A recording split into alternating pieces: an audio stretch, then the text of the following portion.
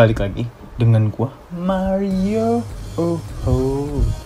Ada satu hal penting yang lagi booming sekarang, lagi banyak jadi topik pembicaraan, yaitu tentang Kim Jong Un dan Korea Utara. Dan tentunya lu udah tahu dong pasti kondisi Korea Utara itu seperti apa, karena banyak sekali udah nonton gue lupa namanya.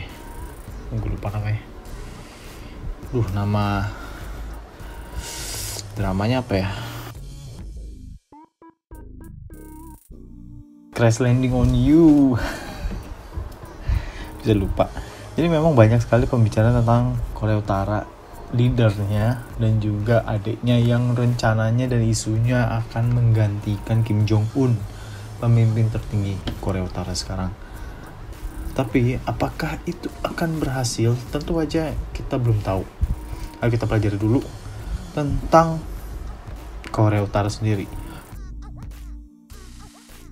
Kim Jong Un and North Korea. Hal-hal yang perlu kita tahu, simple aja. Satu pertanyaan yang perlu kalian tahu dan perlu kalian tanyain adalah siapa Kim Jong Un dan mengapa dia dalam kurung keluarganya bisa memimpin Korea Utara. Gampang banget. Kita jawab. Kim Jong Un adalah pemimpin tertinggi atau dalam kurung bahasa Inggrisnya Supreme Leader dari Korea Utara. Kenapa bisa begitu? Karena dia anak dari Kim Jong Il. Kim Jong Il adalah pemimpin tertinggi atau pemimpin dictator sebelum Kim Jong Un lahir. Padahal Kim Jong Un adalah anak bungsu ketiga, dia paling kecil tapi paling pemimpin. Why? I don't know. Mungkin kita perlu cari tahu. Mungkin nanti, belum terlalu penting. Dan dia adalah cucu dari Kim Il Sung. Kim Il Sung ini adalah yang perlu kalian tahu, karena Kim Il Sung adalah salah satu orang yang paling penting di Korea Utara. Dialah orang yang membentuk dan membuat Korea Utara menjadi seperti sekarang ini, menjadi seperti di drama Crash Landing on You. Yang kalian lihat kemungkinan adalah benar, walaupun gue nggak bisa kasih tahu lebih lanjut bukti-bukti apa emangnya benar tuh yang di drama tuh seperti yang keadaan Korea Utara sekarang, gue nggak tahu. Tapi yang pasti adalah Kim Il Sung adalah pemimpin pertama di Korea Utara. Kenapa? Ini gampangnya. Jadi pada saat waktu Perang Dunia Kedua, Kim Il Sung ini tentara kemerdekaan Korea. Karena waktu itu Jepang yang sedang menjajah di daerah Asia, termasuk Indonesia salah satunya, dan sempat Korea dan Cina. Kim Il Sung adalah salah satu tentara kemerdekaan Korea. Jadi di situ dia training, dia ikut perang bahkan sampai ke Uni Soviet, ke Rusia. Nah di situ dia mulai direkrut oleh Komunis Party Uni Soviet Union. Nah di situ dia mulai di training, dijadikan orang kepercayaan. Dimana setelah perang selesai, dia langsung ditempatkan kembali ke Korea, tepatnya di Pyongyang. Karena pada saat itu, setelah Perang Dunia Kedua selesai, Uni Soviet atau komunis itu mulai mengembangkan kekuasaannya di area utara, dan salah satunya adalah Cina. Jadi di situ kebetulan memang sedang dikuasai oleh Uni Soviet. Jadi Uni Soviet lebih memilih, gue rekrut satu orang namanya Kim Il Sung, dia akan menjadi orang pertama yang memimpin Korea Utara, tapi tetap di bawah kendalinya Uni Soviet. Bukan kendali sih, lebih tepatnya di backup oleh Uni Soviet, dan langsung membentuk partainya, Korean Workers Party. Itu partai pertama di Korea Utara. Jadi itu menyebab kenapa Kim Il Sung bisa berdiri sebagai orang nomor 1 tahun 1945. Ya, setelah itu lahirlah Kim Jong Il, bapaknya Kim Jong Un, yang oke lah, dia udah lahir dapat warisan negara, diktator, karena memang udah pasti nggak ada yang milih lagi kecuali keluarga udah paling berpengaruh. di backup oleh dua raksasa terbesar komunis. Lalu lahirlah Kim Jong Un, sekarang pemimpin tertinggi Korea. Melanjutkan pertanyaan kedua. Pertanyaan kedua adalah bagaimana Korea Utara atau North Korea bisa terpecah dengan South Korea. Kita bahas singkat aja. Sebenarnya tadi gue udah sempat kasih cuplikan di jawaban sebelumnya bahwa setelah Perang Dunia Kedua tahun 1945, Korea bagian utara sebenarnya belum terpisah, masih satu Korea. Bagian utara diduduki oleh Uni Soviet Union yang menyatakan perang terhadap Jepang.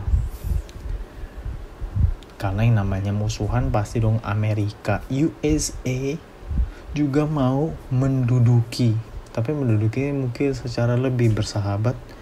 Mereka menduduki atau mendukung bagian selatan ya Korea. Setelah menduduki tersebut,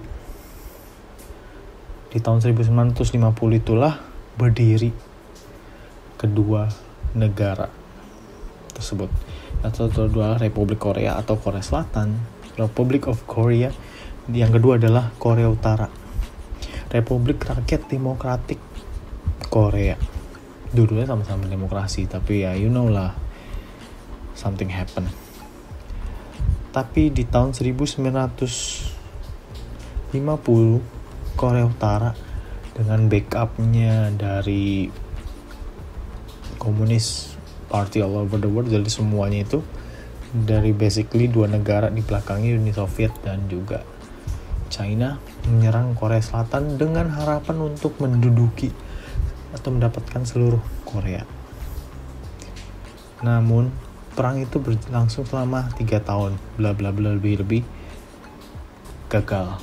Ada sih singkat ceritanya. Jadi pokoknya itu gagal, dan disitulah berdiri Korean Demilitarized Zone. Itu adalah panjangnya 250 km dan tebalnya 4 km. Di situ bukan daerah kekuasaan siapapun, mungkin juga kalian tahu dong yang udah nonton Crash Landing on You. Di situ ada ya semacam tanah tapi bukan kepemilikan siapapun. Di situ adalah batas negaranya. Semua itu netral. That's it, itu kan menjawab pertanyaan. Jadi kalian lebih tahu tentang bagaimana Korea Utara dan Korea Selatan bisa terpecah seperti itu. Next ke pertanyaan ketiga. Pertanyaan nomor 3 tentang Korea Utara. Pertanyaan gue adalah, di balik semua berita-berita buruk ataupun berita-berita yang mungkin kita nggak tahu kebenarannya, apalagi di drama Crash Landing on You, berita-berita lainnya, pertanyaan gue adalah, apakah Korea Utara punya keindahan atau hal yang bisa dibanggakan oleh negara mereka? Apa sih keindahan atau hal yang bisa dibanggakan oleh Korea Utara? Gue udah mulai cari-cari cukup banyak, yang mungkin udah 10 menit sampai 15 menit lebih. Ada 2 page yang gue mau kutip di sini, nanti akan muncul. Oke. Ini adalah dari jawaban Wirawan Winarto yang sekarang kabarnya tinggal di India, adalah ex-engineer dari Microsoft, Samsung, dan Intel. Wow, very good. Ini adalah hal-hal yang sangat bagus dari Korea Utara. Rendahnya level dari obesitas, tingkat obesitas di negara mereka sangat rendah. Well, karena mungkin gak ada yang gendut di sana, gak kayak gue. Gue gak bilang itu buruk ya, gue gak mau bilang itu alasannya kenapa, tapi ya mungkin ada benarnya. Low level of obesity, tingkat obesitasnya rendah. Terus yang kedua adalah low greenhouse gas emission, emisi gas mereka tuh ya rendah, jarang ada mobil, ada motor. Berikutnya low carbon footprint, ya tingkat penggunaan bahan bakar mereka, tingkat penggunaan energi mereka mostly nggak ada. Ya you know lah, karena yang pakai mobil itu semua yang punya jabatan secara militer. Karena di sana pun juga nggak ada bisnis. Ya tentu nggak ada yang bisa punya motor, nggak ada yang bisa punya mobil karena nggak ada jualan apapun di sana. Terus yang keempat, tingkat kejahatan crime rate yang rendah. Well, gue nggak perlu jelasin secara mendalam ya. At least kalian udah tahu lah, harusnya udah tahu Korea itu kayak gimana. Yang kelima adalah fantastic view at night for stargazing. Katanya kalau pas malam ya pasti langitnya kan gelap. Kenapa? Karena nggak semua rumah punya listrik. Jadi jika kalian tinggal di North Korea atau pernah visit ke North Korea itu pas saat malam, pasti semuanya langitnya indah, terang.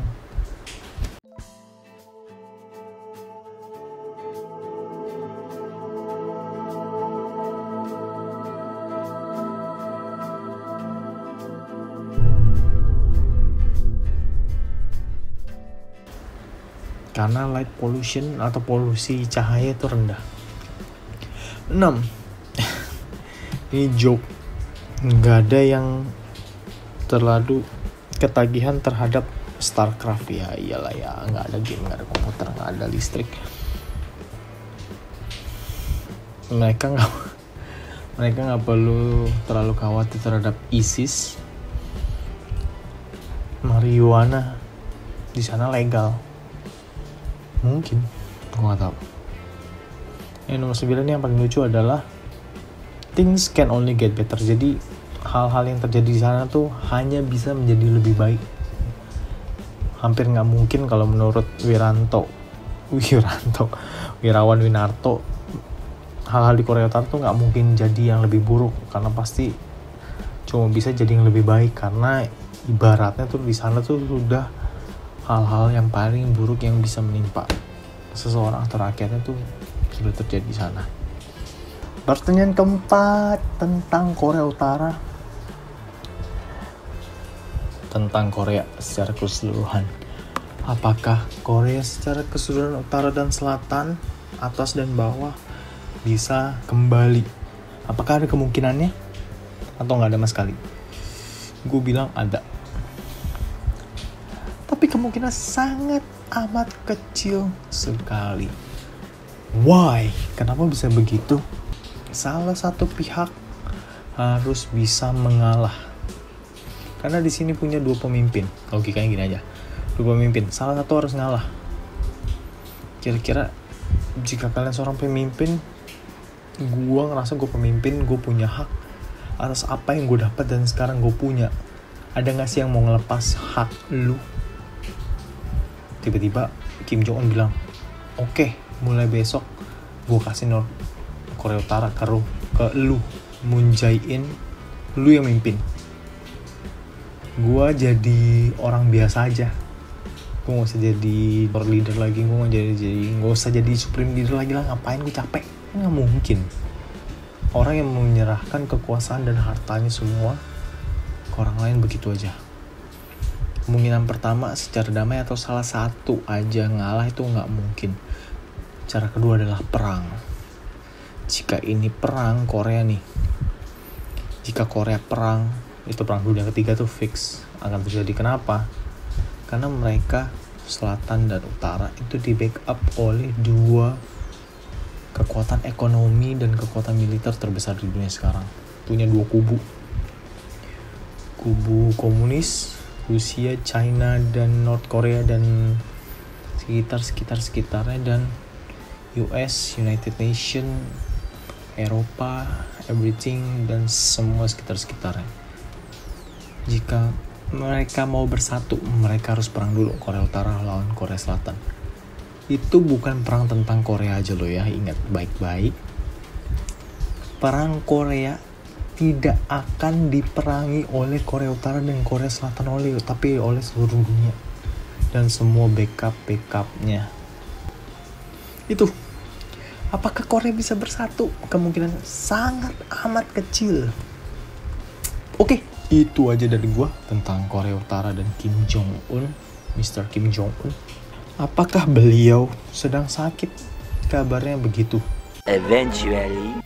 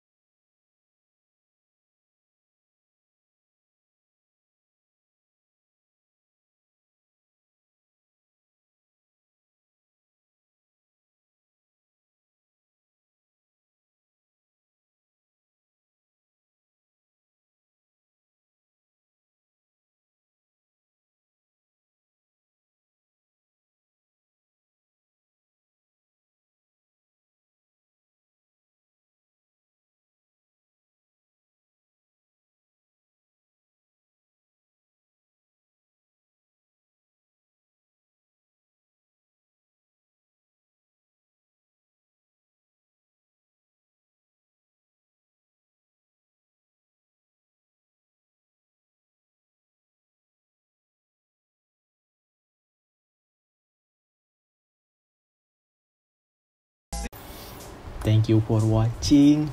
Jangan lupa please give me a like. Thank you very much. I spend time and effort and electricity to make this video. Please comment jika ada yang gua salah atau gua kurang. Jika kalian lebih tahu tentang Korea Utara dan sebagainya, atau kalian pernah ke Korea Utara, please email me.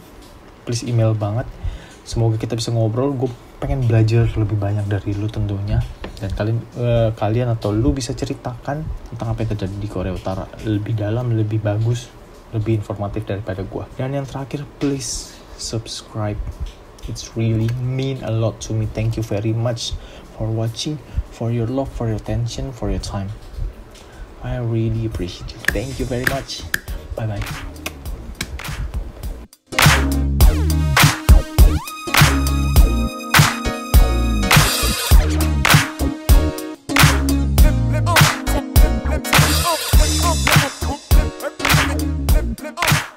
Flip up.